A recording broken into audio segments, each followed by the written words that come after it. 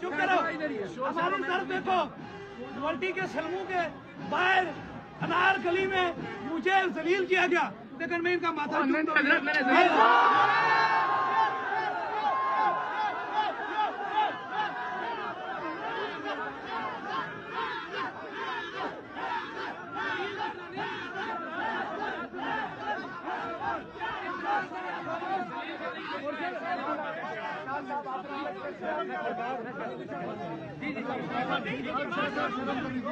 मेरी बात सुनो, मेरी बात सुनो, आखिरी बात नहीं, अब मेरी बात सुनो, ये मेरी बात सुनो। बात यह ना कि मैं हुसैन पाक को मानने वाला और आज का दिन हुसैन पाक की पैदाइश करता है। जो शाह साहब हुसैन पाक की वजह से जो मुझ में इल्जाम लगा उसकी